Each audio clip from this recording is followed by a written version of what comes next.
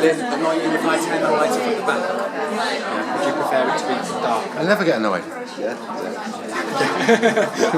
I'll draw some colour. Well, anyhow, we'll get back. I'll just do a brief introduction. Right, okay, then we'll get going. So, welcome everybody. Thank you for continuing to turn up because, as I always say, this is now a limited provision. There's only going to be about 3 or 4 more speakers in this semester, and then it's done for the year because of the budget cuts. So, kind of make use of who we've got while we've got them. So, today's speaker is going to be James Steward, and he's a couture fashion designer. I'll let James tell you all about him and his practice. Next week, there is a speaker on. It is, who is it? It's Lee Edwards, and it's a fine art painter. The information went there. And yeah, so again, I encourage you to attend and to come whilst you still can. Okay, I'll pass you over to James. Hi, yeah, I'm James. You have to bear with me because I am a designer, not a public speaker, so you'll have to listen while I muddle through what I've been doing for the last 20 years. So yeah, since I left Hull College, it was back in '94 when I was with Lynn, who forced me into doing fashion when I actually went to college to do graphic design. But she obviously saw something in me that she thought I should pursue, so I moved on to Kent Institute of Art and Design in Rochester, where I did a European fashion design course, which part of the course was to go to Italy for a year, which was most reason why I actually chose to do the course, just so I could get out of the country. And I did learn Italian while I was at the college, but it wasn't until I actually got there that I was thrown into like the deep end. And I went to the Accademia di Belle Arti in Viterbo. Obviously I didn't understand the lectures, even though I was watching The Simpsons and trying to understand what they were saying. I actually ended up buying a Roald Dahl book and a dictionary and translating the whole thing just so I could sort of understand the language more. But despite the language barrier, I moved to Rome and started work with a couture house called Gattinoni. I mean, she's not very well known in this country, but she is I think she started a house in 1945, and she died 2 years after I'd left. But she had like a massive boom in the 50s with when everybody wanted Italian fashion, particularly the actresses that she worked with. There was like Ingrid Bergman, had Audrey Hepburn, Eva Peron, Gina Lollobrigida, Lana Turner, and I got to work with all these dresses, which, I mean, a lot of them, I mean, from the style of these ones that I'm showing you now, you can probably still see, if you've looked at my work already, there's elements of what I still do today because I was quite inspired when I got there. This was Audrey Hepburn in War and Peace. That was one of the dresses that I got to play with. Another one that was just, she was absolutely tiny, and all the intricate work on it was just unbelievable. But yeah, so that's where I sort of started. I was thrown into embroidery and surface decoration, which was the basis of what Gattinoni did. They taught me that it wasn't the fabric that you actually used, it was what you did to it that made it what it was. This close-up is a wedding dress that I worked on at the time, and it was for an Arabian princess who I got to deliver it to a hotel room after working on it for about 3 weeks solid with Swarovski crystal and all those sequins. And it was like over £100,000 was the dress. And she just arrived at the hotel room in a like jeans and t-shirt. It could have been cleaner for all I knew, but I just handed over this dress. Obviously I didn't get any recognition for it, but it was sort of like all the experience. So having done that, they got me to work on the couture show, which was all a lot of beading, obviously surface decoration like you can see here. And I'd got to do the samples, which got sent away to like the people that did it overnight. So it all became like a full couture show. And then I got to work at the Piazza di Spagna show with like Valentino and like Natalie Imbruglia singing and the Cars and all these other people, and it was absolutely amazing, right in the centre of Rome. I mean, that dress was, I think it was like about 50 metres long, the back, and it was graded into all the steps. With a zip up the back, there was an actual model on the night that unzipped the back of the dress and climbed out of it and walked down the steps, which was there. So that was another dress that I got to work on with, that was sponsored by L'Oreal at the time, so that's just covered in nail varnish, which rather than beading. So that was another one. So this was a collection that sort of inspired me for going back to university. So obviously when I had to go back, it was time for my final collection. And before I left, I didn't really have an idea of which way I was going. But having been to Gattinone, I don't think I'd be here doing what I'm doing now if I had been to Italy for that time. I mean, it was the dramatic sort of showpieces that really got me, and things that you can do with fabric, like including beads and different elements. So that was a design that I did for my final collection while I was there, and I think I did like a sketchbook of like 100 different designs just based on what I'd learned when I was there. That was, I mean, the thing about the collection was, it was called La Vita Finalmente Si Stanca di Vivere, which was meant when life finally gets tired of living. So it was all about the destruction, which is still like an element of what I use today, just with photo shoots and stuff. I don't think that's a very clear image, but that was some of the sketches out of the original book.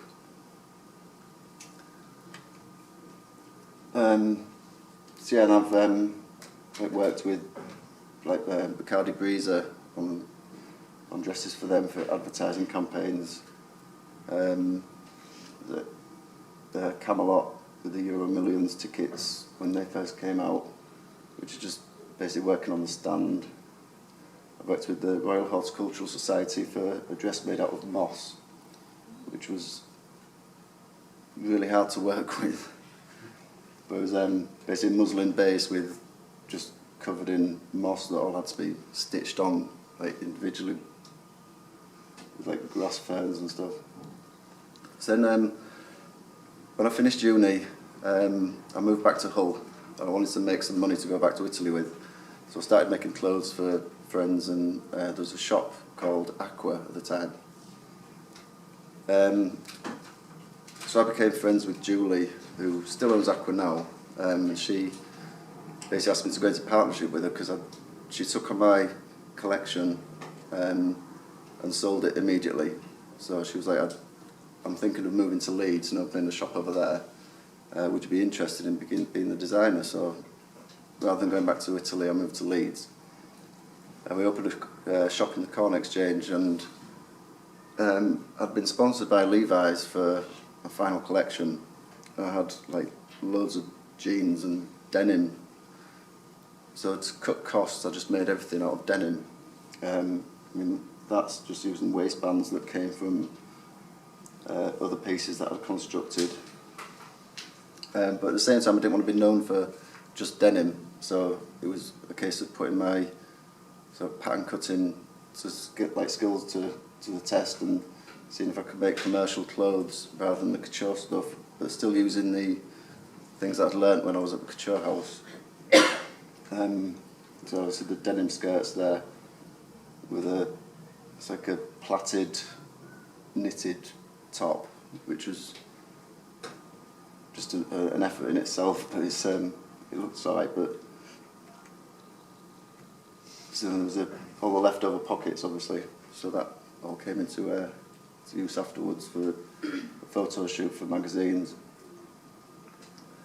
That I decided to leave Aqua because they wanted to go more commercial. They were looking to get stuff made in China and being mass market, and I didn't want to compete with the high street. That wasn't what I was about.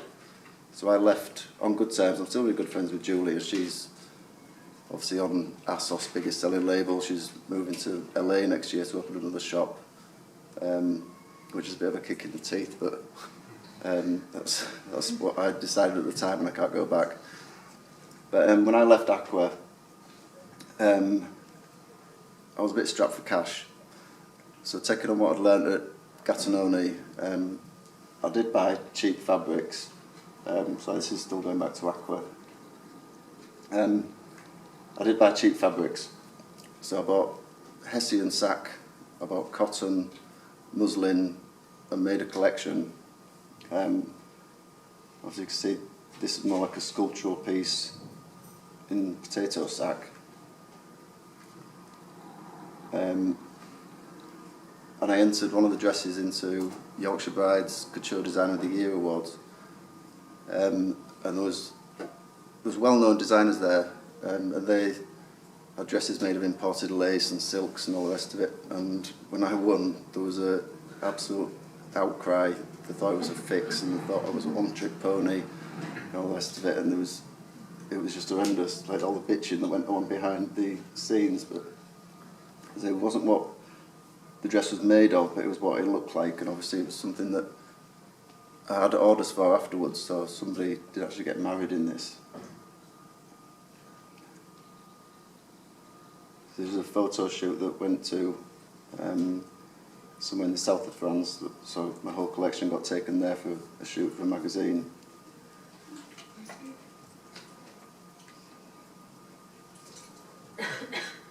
That was the dress that won the Yorkshire Brides.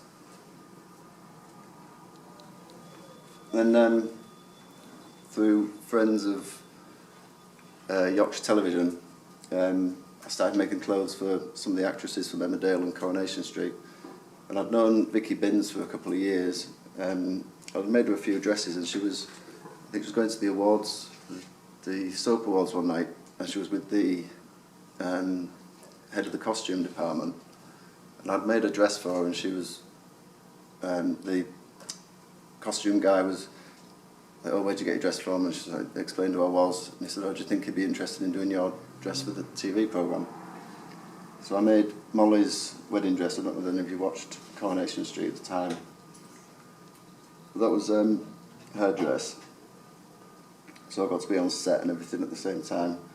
It was really difficult because even though I make wedding dresses for so many people now, just for this one, because it was filming over 2 weeks, it had to be comfortable, it had to look nice all the time, it had to be durable, like in and out of it all the time for so many different shots. So that was like a massive challenge.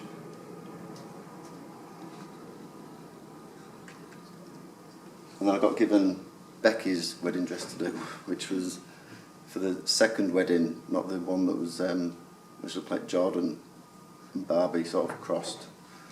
So this was the one made out of feathers. And that was, I basically had to make 2 of these, exactly the same, all beaded, because they filmed the wedding in 2 sections, and she was arrested at the end of it, but they filmed that first. So that dress got trashed in the police cell, and then she had to have another one for the actual wedding ceremony. So it's not a very clear picture, but that was the dress. Which moved me into bridal. So I got more orders just from off the back of Coronation Street, which sort of like moved me into like the bridal market a lot more, even though I do mother the bride and bridesmaids and guests and all sorts. And this was the second dress that I did for the Yorkshire Bride's Design of the Year, which I won again.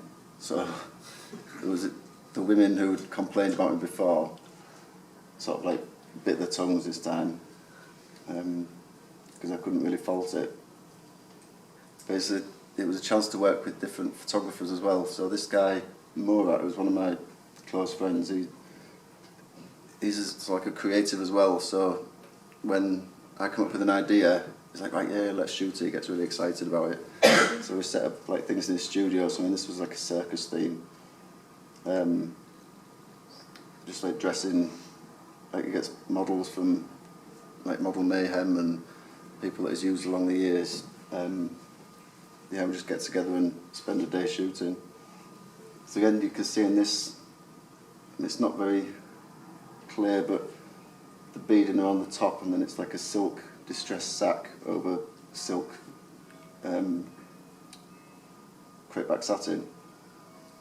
But it's a wedding dress, but it's not traditional, which is what I try and stay away from, because I don't think anybody really goes shopping for those kind of dresses anymore. They want something that's going to be remembered. So there's another photo shoot for the,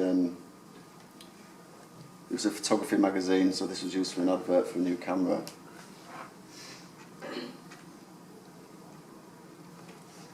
So then going back to the ready to wear, it was difficult to pinpoint what I actually wanted to do, whether it was ready to wear or bridal, because there's such a huge gap between them. But because I do made to measure now rather than supplying boutiques, I've sort of got the ability to do most things. Obviously I've cut my own patterns, so I've developed a style which was, along with the bridal, it's because on your wedding day everything's seen from the back for the majority of the day when you're at church, so I tend to make a feature of the backs more than the fronts. It does cause a problem for people that want to wear a bra, but it's that's by and by. I got taken on by ASOS, but after 2 seasons they started copying my designs and then reproducing them themselves and selling them cheaper, and then slowly making my orders less, so I just got out of there completely. So these are some other pieces that I did for them.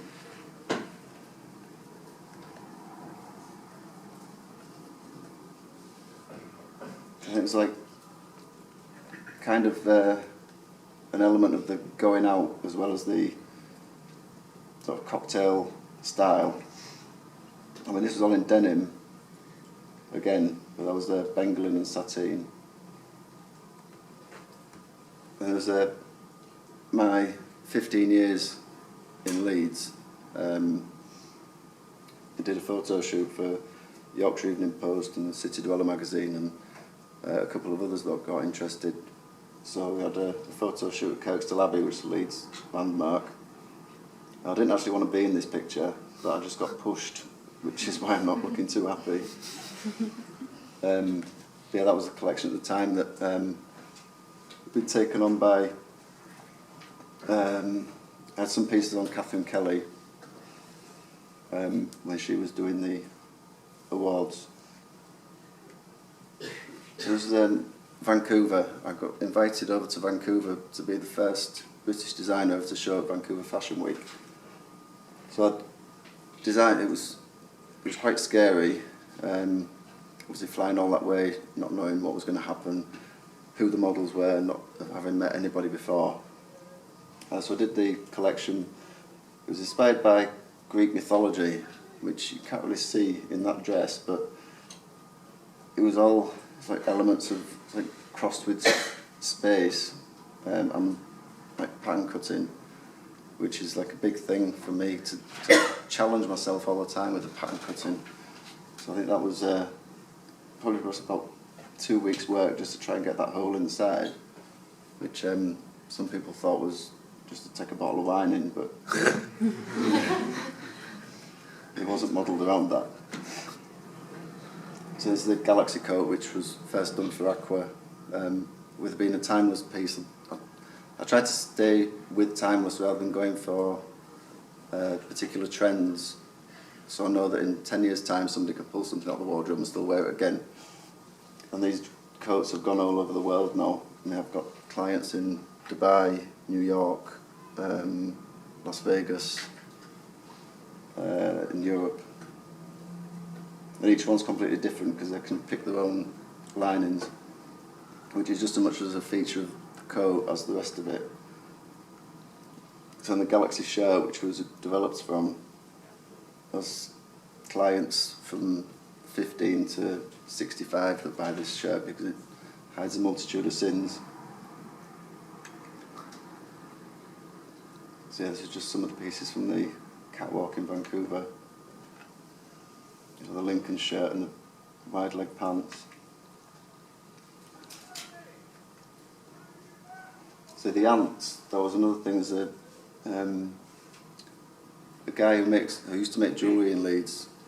Because I tried to collaborate with other people because I was going to be there representing Leeds, but I thought as a creative from Leeds, I'd like to take other people's work with me.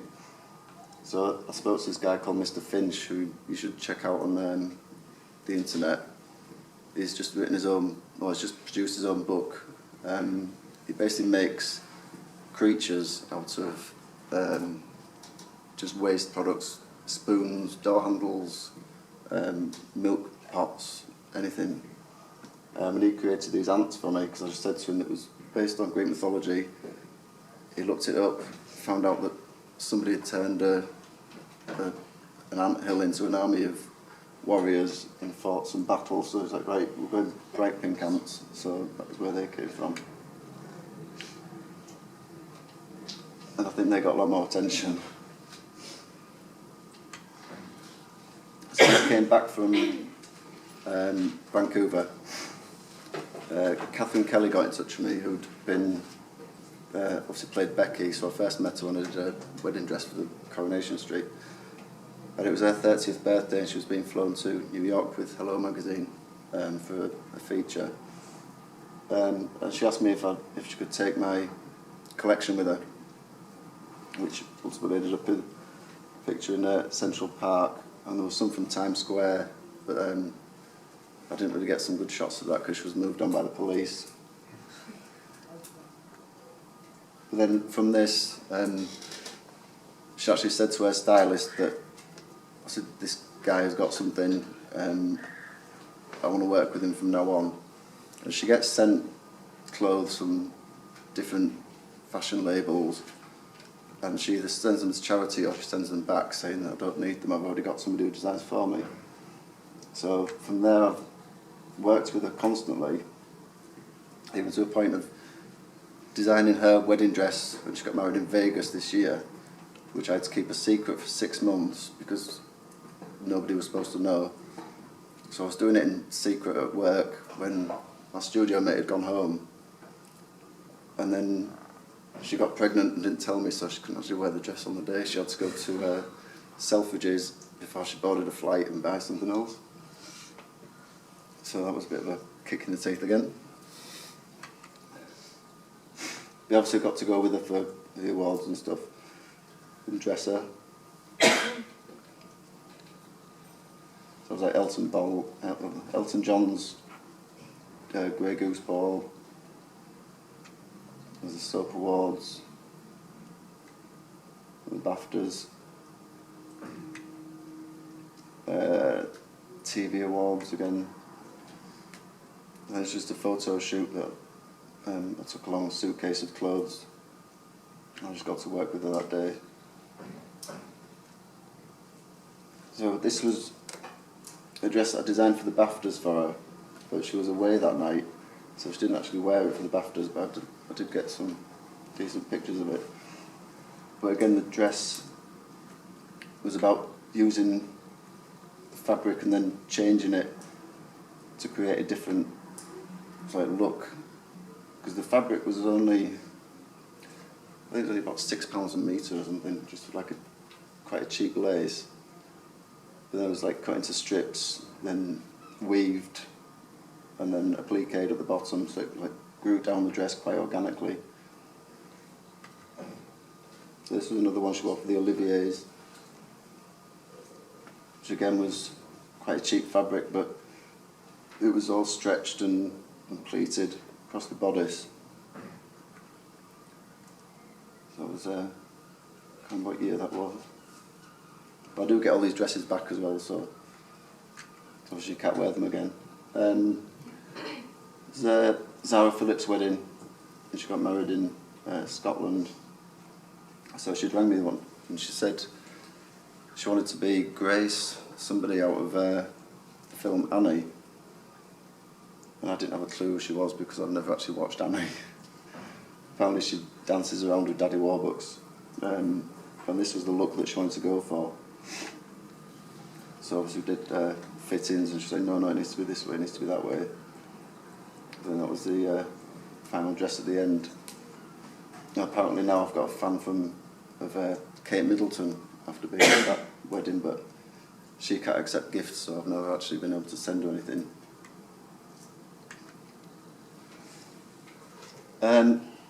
Last year I got to do, obviously again through working with Kathleen Kelly, it was the stylist that was working on the CSL advert. I got to make the dress for the advert, which ran for about 6 months, and I got emails every other day asking for this dress. And in the end, CSL had to take it off the advert because they were getting more inquiries about the dress than the sofas. So it's been removed from YouTube as well.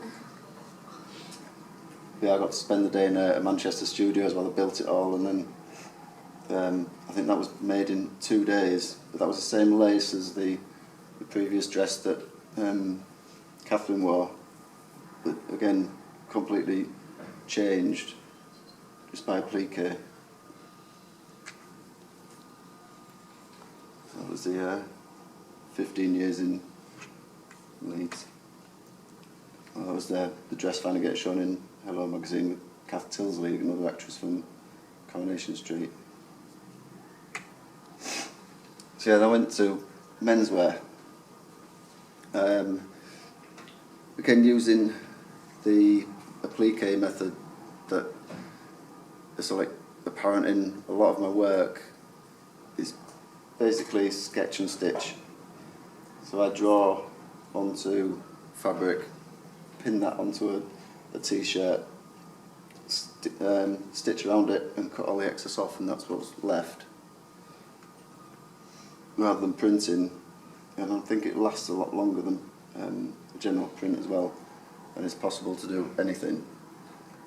And there's Alfred Hitchcock and the Birds, Jesus.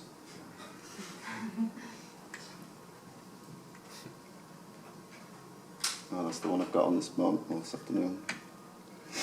Madonna, Mickey. So that's how it starts. Well, once the excess has been cut off, and then it just leaves the print on. I did the same with women's wear, making the butterflies.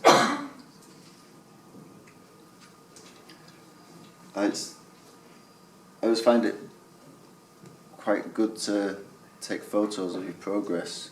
There's only a couple of pictures here, but this is obviously when I was working on that dress for the Vancouver Fashion Week.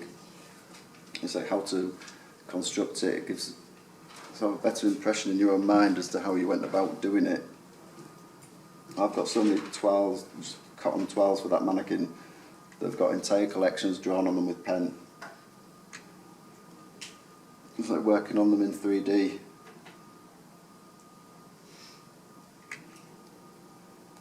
And it leaves me with over, I think I've nearly got about 2,000 patterns just hanging up in the studio. Each one from different collections, different clients. But it's always nice to be able to go back to them and work out how you've progressed from what you did. And I do chuck a lot out, just being embarrassed about it mostly. Again, it's just, pictures of progress. So now I've moved into a new studio as well, which is an old woolen mill. It's like 2,500 square feet. It's absolutely freezing. There's no heating because I think it was built in like 1856 or something. But it's absolutely stunning. And it's like the 4th studio I've been in 15 years. But I'm hoping this one is going to be the one I'm going to stay in for a bit longer. I'll share with the girl who makes hats as well, so we can bounce business off each other as well as ideas, and it's always better to have somebody that you can relate to and of course have a laugh with, which we do constantly. It's just playing with fabrics.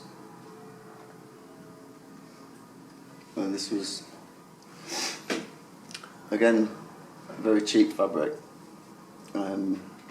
snake print was just a georgette, and the white was just a satin. I think it's like 25 pieces in that panel alone. Each one is like hand stitched, pinned and folded to make that.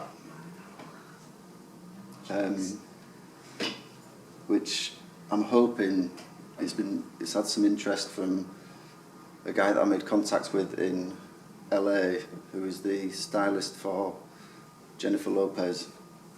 So I'm hoping that it might go, but it's just a case of me letting go of it, because I don't think it'll come back if I do send it. But I've had it photographed. I got a collection taken to it was like an abandoned prison in, I think it was Brussels. So these are some of the images that I got back, but the photographer's quite well known. And it's something that I've always wanted to have as a backdrop for a photo shoot, because I'm quite interested in like derelict places. It sounds a bit bizarre, but I had a collection based on a mental asylum, and it wasn't literally like using the mental asylum, but it was more of a case of the things that the patients did while they were there. And this is all still in the prison.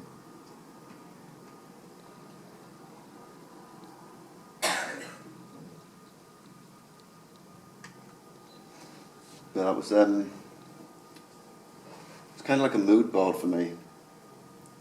As disgusting as it looks, this was a place in, I don't even know where it is, it's called Bull Manor, and I found it on a Urban Explorers site, and it's a place somewhere down south where the guy died with no family, and everything in his house was left, just even photos of a dead budgie in the bottom of a cage, and his keys are still on the side, and his records are still on the record players, books are everywhere.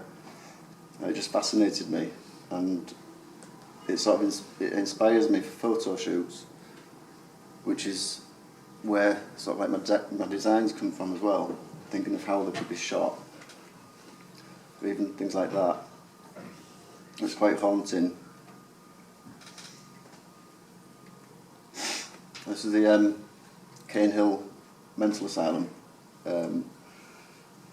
which inspired a collection purely from the blueprints and the just the thoughts of what went on in the place. When there's a fire, so the architecture was just unbelievable. This was some of the designs that came out of this collection. It's like manipulation of fabric and using PVC as well. And that was just paneling inspired by like linear aspects from the blueprint. And the same here. So it's not literal. I mean, that biker jacket was like obviously a padded cell.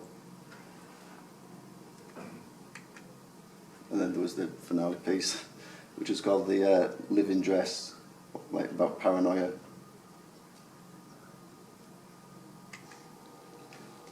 And then this is the inspiration that I used for the most recent collection. I mean, I'm speaking to the third years earlier when I said about inspiration for this project that I've set them. I mean, this was my inspiration, and this is just a photograph, but it's also architecture. I mean, it was the images from the stained glass windows, the linear aspects, the angles, came to some of these pieces.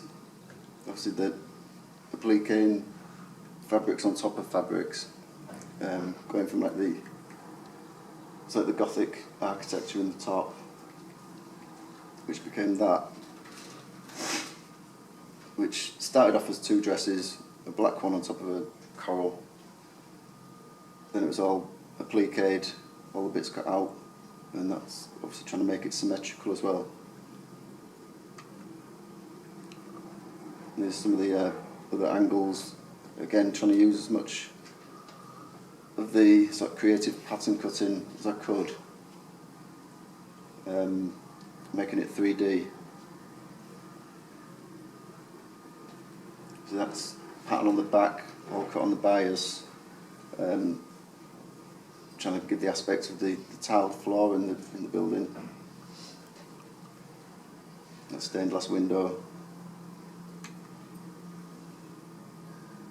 You're trying to, again, in a collection, you have to try and think of everybody who's going to be wearing it, not just designing the gowns, but just the pieces that were like your bread and butter as well. So it's just like a simple top, which I've sold quite a few of, but it's not something that I would generally design, but it's obviously it's something that you need to do. And then the Galaxy shirt has just gone through the years and it's developed into different colours and patterns.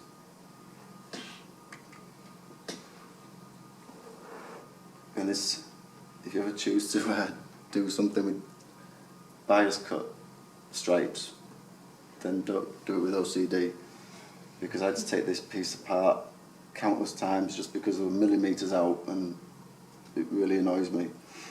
And it was the same with that one as well.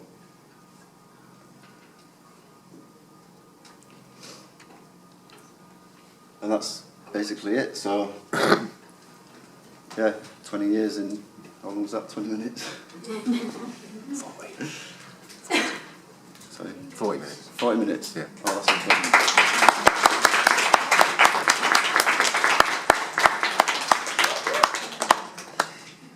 So I don't know if anyone had any questions for James. It's very cut and close, isn't it? You seem to have like loads of different themes that you might pick up and work with, but do you think there's been any kind of unifying background theme? Do you think it's always really about a certain thing for you? I think the style has always been from Italy. I mean, that was like where it started. Was with the couture stuff. It's always a flowing gown with the aspects of embroidery or surface decoration. I think that's where the elegant sort of aspect comes in. And I try and take that through to the ready-to-wear as well. But it's always tends to be fitted rather than baggy, except for obviously the Galaxy shirts. Yeah, I think it all started from being in Italy. But even though there's like different themes that I use, it always there's always like a I can't think of the word, like a staple, it's like visual that you can relate back to something that happened before.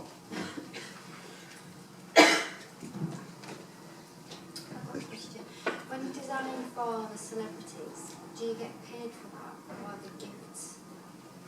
The gifts, but Catherine always buys the fabric, yeah, and then she gives me the dresses back afterwards so I can use them for portfolio or just as to show clients. I would auction them off, possibly, but I don't know whether I could bring myself to do it. Which part of the process do you enjoy the most? Like, is it designing or like the pattern section? I don't know, because each different part has different bonuses. So I always thought that I hated pattern cutting, but when I actually do it, I challenge myself to a point where it makes me angry. But once I've done it, I was like, yeah, I can do this now, and it's like it gives me more that I can do for the next collection because I've got something that I've learned from this one. And the same with private clients. I mean, some of them, I'd probably say the worst part is actually working with private clients because you can get absolute nightmares. There is one woman that I keep working with, but she's just horrendous. I can't say no. So you just have to bite your tongue sometimes. You mentioned ASOS and why you stopped working with them. Do you Yeah. do you have a lot of problems? Are you like looking out all the time if somebody's ripping you off, or how do you approach? Have you had problems in the? I mean, there's not a lot I can do about that. I mean, certainly with ASOS, I mean, they've got like high-paid lawyers and they're like a multi-billion-dollar company, so there's nothing I could do about that except just take my stuff away from them. But there are people that copy stuff. There's people in Leeds that have copied me before, but I think I've moved on from that and they're still doing that. So it's a So give and take. I suppose it's flattering in one way, but it's quite annoying in the other. Yeah. As long as they're not making more money than me, I'm not bothered. How do you sell the products that you have now? Do you have like an online store or do you run a store?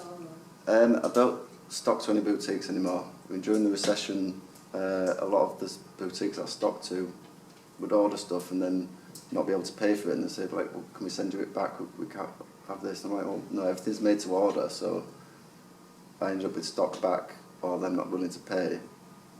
So I stopped doing that and just worked with private clients, and then obviously through the bridal, the amount of people that go to the weddings and see the dresses that the bridesmaids are wearing, or just through like social media, I've probably got about 100 and 200 private clients that I work with.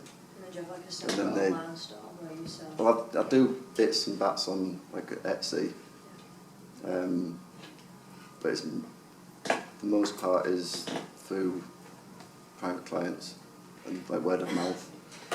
I just started working with a factory in Poland who actually produce all the ready-to-wear for Gattinoni. And I'm supposed to be going over there in early December because he wants to set up an online store, but he's a manufacturer, not a designer. So he wants me to work with him to design collections, and then they will be manufactured in that factory and then sold online. So might be in the earner, but I don't know whether it'll be under my label or somebody else's. And do you think it is a case of it's who you know?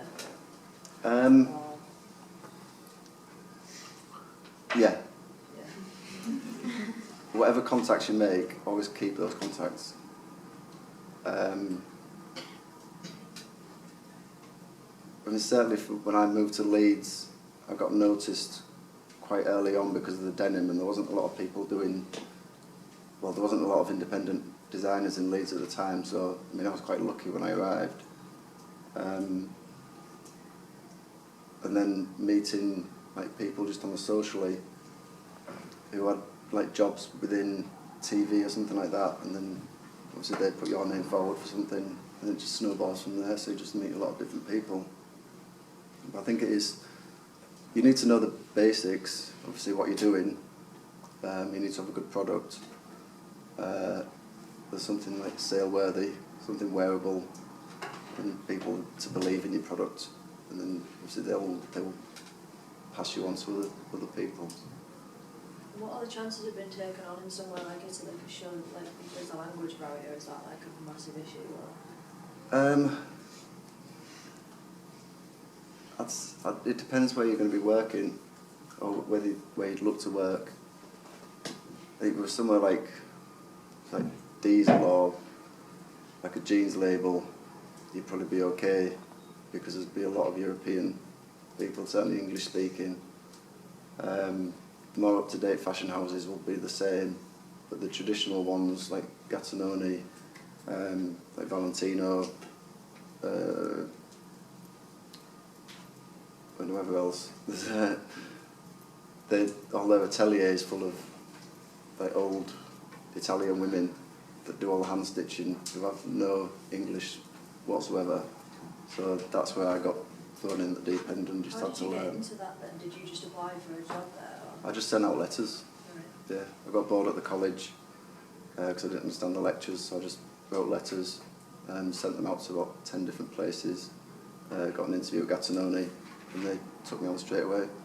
They even offered to put me up in the atelier somewhere to live until I found somewhere in Rome. I ended up living in the Vatican, which was quite... The Vatican? Near the Vatican. It was in the Vatican City. It was like every morning I used to open up the curtains and there'd be like the Vatican there in front of me. And it was like 75 quid a week as well. What are you doing here? That's what... Yeah, what am I doing here? It's Do you not... think you will like progress abroad? I'd like to. Stay here? I'd like to, but I just take things day by day. It's like, you never know what's going to happen. So, yeah, just watch this space, I suppose. It's been nice to like, I suppose, to have you here because it's something for us to look up to. Do you know what I mean? To know that you started here and Yeah, I was one of Lynn's chickens.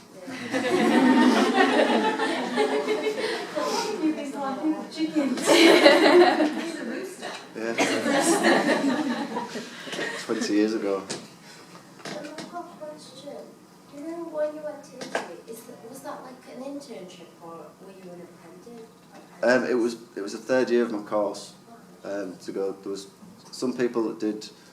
I think there was like host colleges in 3 different countries, like France, Germany, and Italy. So some people went other places, and I went to Italy. But I was supposed to be there for, I think it was 15 or 20 weeks, and I was there for like 62, I think. Because I just absolutely loved it, and I got to work on the couture shows and stuff. So yeah, it was like the third year of my course. So Do you see dresses like from start to finish, or do you get people helping you? Like, no, I do every single bit. From the pattern to the God for you. fitting. Yeah, I do everything. How do you find the time? I haven't got a clue. I think, Like well, you I said, think you made one of those dresses in 2 days. the CSL dress, it was basically the guy who was shooting the commercial.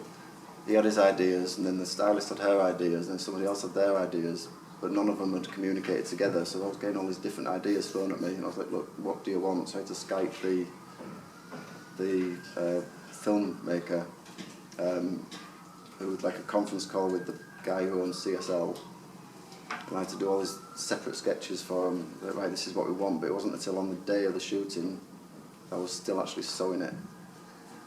Because they said, no, this needs to be changed, we want it like this. So yeah, it was 2 days flat, and then up until about 4 o'clock before we start shooting on the day. So it's to the bone most of the time. I work better under pressure, I think. So when I do wedding dresses, I'll tell somebody to come to me 6 months beforehand, just like, I don't see the point. I say, if you have it 6 months before your wedding, you'll get bored of looking at it. And if you bring it back saying, I've lost like 3 stone, that there's nothing I can do about it. You should have had it closer to the day. So. Have you ever worked for a